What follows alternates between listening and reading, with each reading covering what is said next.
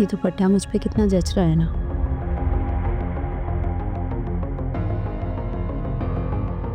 बिल्कुल उसी तरह जिस तरह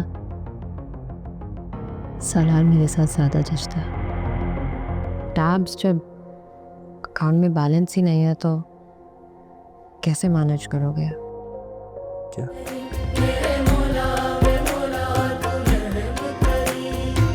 मैं चाहती हूँ कि ये इवेंट मेरे घर पर हो। ये तो नहीं हो सकता।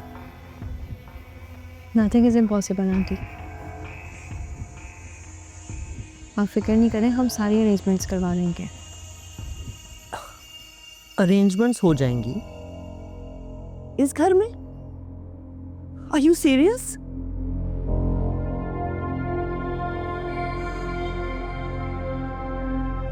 मैं तो अपने ऑफिशियल इवेंट्स भी मिड रेंज रेस्टोरेंट्स और होटल्स में भी नहीं करती, और ये तो मेरे इकलौते भांजे का इवेंट है। ये कोई मामूली इवेंट नहीं है। जी, कोई मामूली इवेंट नहीं है, बहुत बड़ा इवेंट है।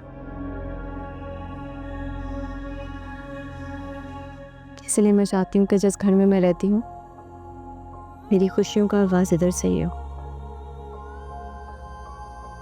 But that's impossible. क्यों नहीं हो सकता आंटी?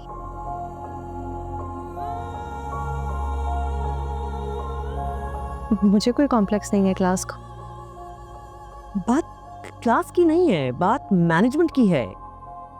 ये सालार पाशा की एंगेजमेंट का इवेंट है। It's a big event. मैं तो अपने ऑफिशियल इवेंट्स भी मिड रेंज रेस्टोरेंट्स और होटल्स में नहीं करती। The scale of this event is very big. नहीं हो सकता।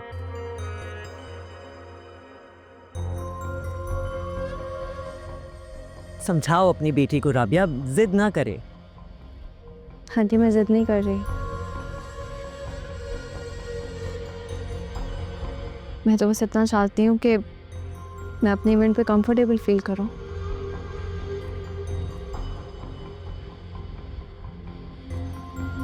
वो भी तो तुम्हारा घर है सचिन। नहीं अंकल, वो मेरा नहीं बल्कि आपका और आंटी का घर है, और जब तक निकाह नहीं होता मेरा उस घर पे कोई भी हक नहीं है। प्लीज़ आप तो मेरी फीलिंग समझने की कोशिश करें। आपका इवेंट, आपके गेस्ट, आपके अरेंजमेंट्स, हमारा तो कोई कंट्रीब्यूशन ही नहीं होगा।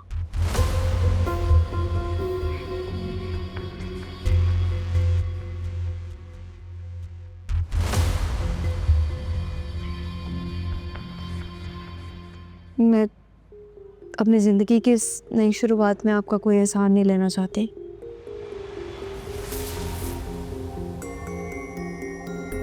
मैं जानती हूँ आंटी कि हम इतना शानदार और आलीशान इवेंट तो नहीं कर सकेंगे, लेकिन हम अपनी पूरी कोशिश करेंगे, जो हो सका वो करेंगे। प्लीज़ अंकल आप मान जाएं। ठीक है बेटा, जैसे तुम्हारी खुशी।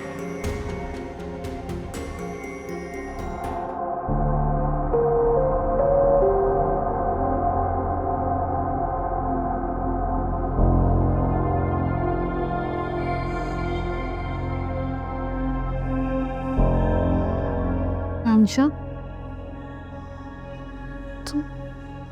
तुम करना क्या चाहती हो?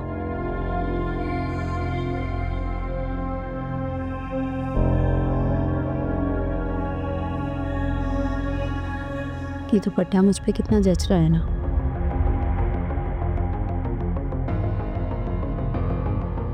बिल्कुल उसी तरह जिस तरह सालार मेरे साथ ज्यादा जचता है।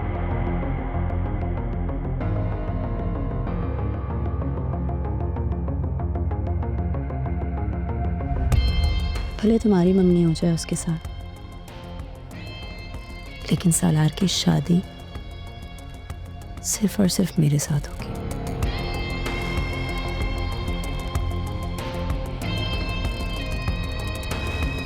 पता है, ये ख्वाब मैं तब से देख रही हूँ जब से मैं उसे चाहने लगी थी।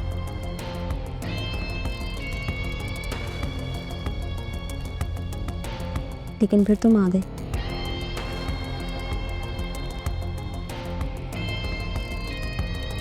पर हमेशा की तरह मेरी खुशियों पे डाका डालती। ऐसा नहीं है रामशा। ऐसा ही है, ऐसा ही है।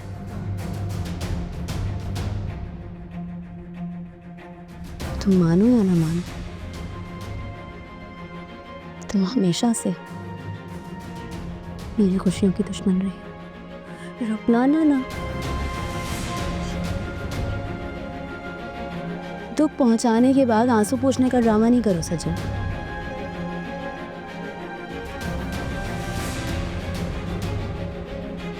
और याद रखना, जो तुम करना चाह रही हो ना, अगर वैसा हो गया तो बर्बाद कर दूंगी तुम्हें। मुझे आपसे एक रिक्वेस्ट करनी थी।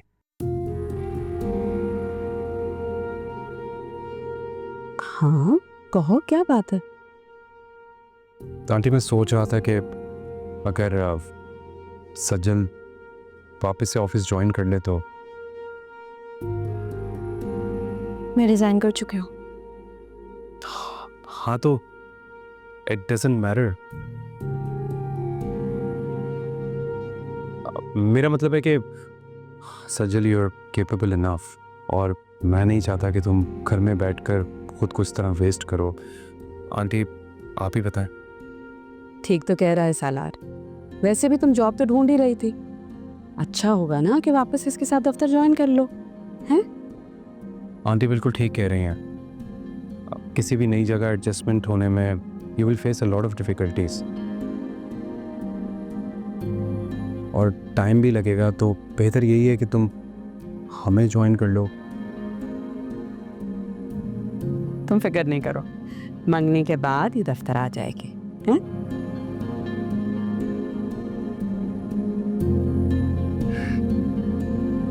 ठीक है आंटी, थैंक यू। मैं चलता हूँ। हाफिज। अलीज़े, ये सब क्या है? ग्रोसरी। तुम्हें क्या जरूरत थी लाने की? मैं ले आता। तुम लाओ या मैं, एक ही बात है ना। एक ही बात नहीं है, आप ऐसा कह रहे हैं। ड्राइवर को बुलवाएं और ये सारा सामान अंकल के घर भिजवा दें। मैं कुछ कहीं नहीं भेज रहे। अलीज़े जिद नहीं करो, मान लो मेरी बात। मैं अपने घर के एक्सपेंसेस खुद मैनेज कर सकता हूँ। टैब्स जब अकाउंट में बैलेंस ही नहीं है तो कैसे मैनेज करोगे? क्या तुम्हें अम्मी ने बताया?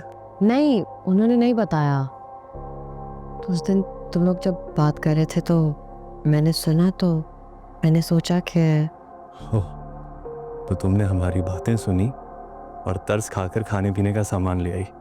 Very good. क्या साबित करना चाहती हो तुम? मैं कुछ साबित नहीं करना चाहती टैब्स। I just wanted to help out. ये मेरा भी घर है, मैं भी कोई रिस्पॉन्सिबिलिटी। मुझे चाहिए तुम्हारी मदद। मैं इतना बेबस नहीं हूँ कि तुम्हारे पैसों पर डिपेंडेंट हो जाऊँ। आज तुमने मुझे मेरी नज़रों में गिरा दिया। टैब्स